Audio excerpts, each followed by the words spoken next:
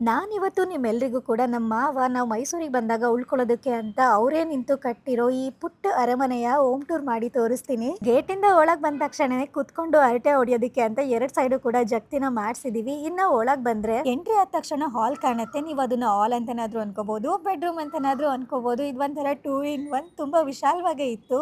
ಜೊತೆಗೆ ಇಲ್ಲೊಂದು ಕನ್ನಡಿನ ಇಟ್ಟಿದೀವಿ. ನಾವ್ ಹೆಣ್ಮಕ್ಳು ರೆಡಿ ಆಗೋದಕ್ಕೆ ಕನ್ನಡಿ ಬೇಕೇ ಬೇಕಲ್ವಾ. ಸರಿ, ಇಲ್ಲಿಂದ ಮುಂದೆ ಹೋಗೋಣ.